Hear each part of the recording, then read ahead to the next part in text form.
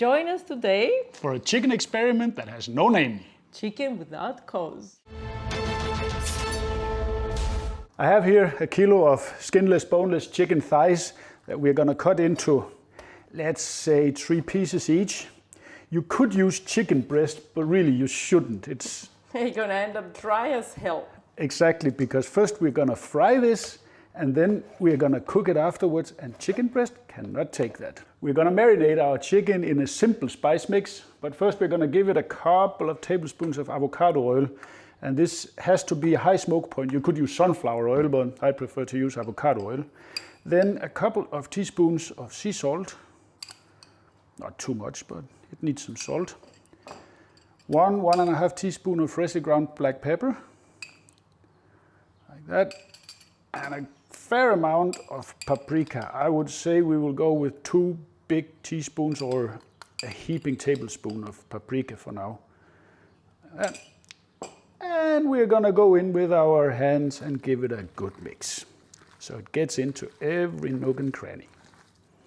Why did you leave there all these white fat pieces? Because we're going to fry this on high heat first, and that's gonna render out, and that's gonna be part of the sauce that we're gonna have for this dish.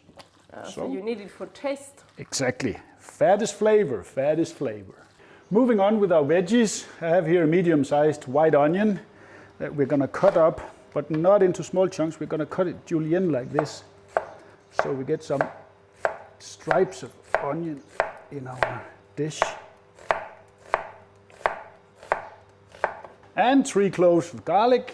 I'm gonna mince them up easy here. New gadget, baby? Yeah, once again, I can't help it. You know, I love gadgets like this, and this is actually quite convenient.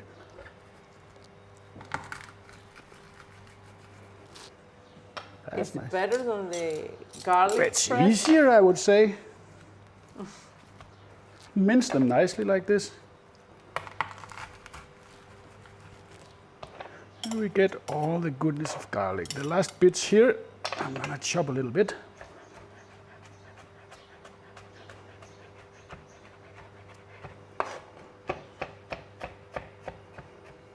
And then we take our bell peppers, 1 red, 1 green, and do it the easy way here. Cut them down the sides. Cut them into batons.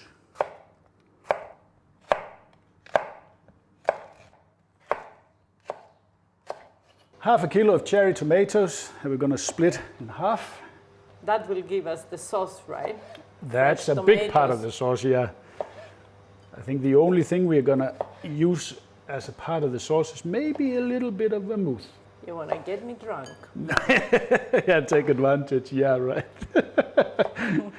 No, you see, I wanna make a nice dish, and this is a recipe we are making on the go. Last, 4 big potatoes cut into wedges. These are very big, actually. So let's make some nice wedges like this size. Yeah. Don't want them too big, because then they're just gonna cook nicely. So try to make them about the same size. As this is sort of a 1 pot kind of thing, or 1 pan kind of thing, we've taken the biggest pan we have in the house, put that over medium high, and we're gonna give that a couple of tablespoons of avocado oil, I would say. We do have some oil on the chicken, so. And we're gonna throw in all our chicken first to give it some good browning. Let me crank up the heat here. A good 5 minutes on one side, and we're gonna flip them over. You see, we're getting some nice browning going here. That looks good, but don't overdo it. You just want to give it some browning. It will cook at the end, it will cook the last 10 minutes together with all the other ingredients. Let's see how we're doing. Yep, they're ready to come out. So now we take all the chicken back in the same bowl. A little bit more oil here. And let's get our potatoes on.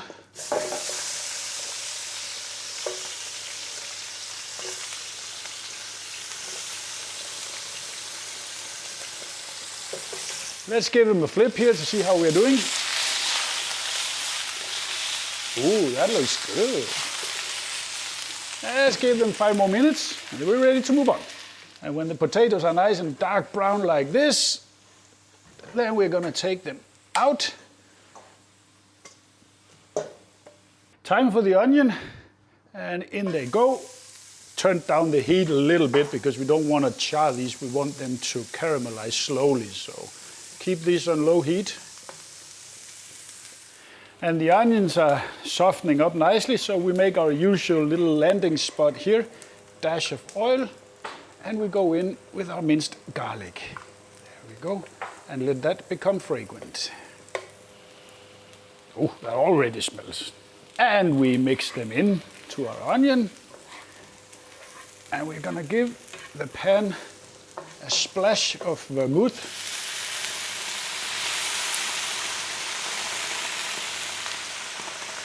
Like that, I would say, I don't know, 100 ml maybe. Just to let that cook off a little bit. And while that cooks off, we continue with our bell peppers.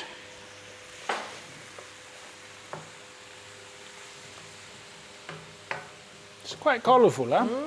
And it smells actually very good. It does. It has I a think that Jane Doe will end up to be pretty amazing. Jane Doe chicken. And now you have a choice to make, depending how well cooked you like your peppers in the final dish. We like it still to have some bite, so we don't let them go too far right now.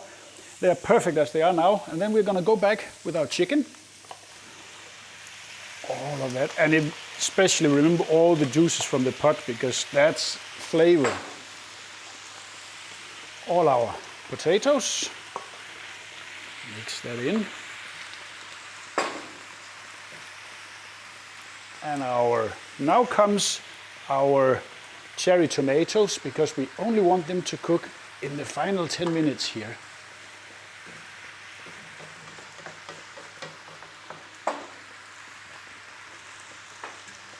And then we have here some black pepper, I would say a teaspoon. Not more, I don't want it to be too spicy. And then a tablespoon of crushed coriander seeds. It's gonna give excellent flavor to this. And a little bit more paprika, like a teaspoon or so. Smell the coriander, it's amazing. And we're gonna give it a splash of salt. Remember, we didn't salt the potato, so you do need to give it a bit of salt at this point. Yeah, neither the tomatoes. Exactly. A good handful of, this is micro parsley that we have chopped up. Salt baby parsley, I don't know what you call it, but we're gonna give it a good amount of that. Very colorful dish. And last but not least, 150 milliliter of white wine, just to build a little bit of a sauce. It is not a saucy dish as such, but it needs a little bit of liquid. Make sure everything is nice and combined in there. Perfection.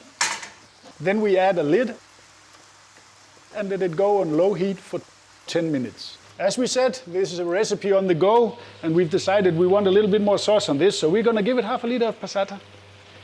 That's the good thing about recipes, you can always build them up as you go. Now we're gonna get a little bit of sauce on this. It's gonna be nice. Let me stir that around. Carefully not to break anything here, the potatoes are fragile. That's much better. Perfection. Let's cover that up and let it go another maybe 5-7 minutes. Done and dusted. Let's switch this off, and we want to let it rest for 10-15 minutes before we taste it. And I'm looking forward, because that smells good. Let's taste our creation, see if it's hit or horrible. A little bit of our nice cherry tomatoes, some of the chicken. Oh, the chicken is cooked to perfection. And we want a little bit of potato also, so everything here. That's the bite you want. The chicken is damn juicy. And the flavor profile with the coriander seeds and the fresh cherry tomatoes and stuff, it's excellent. This is a one-pot wonder. You should give this a shot.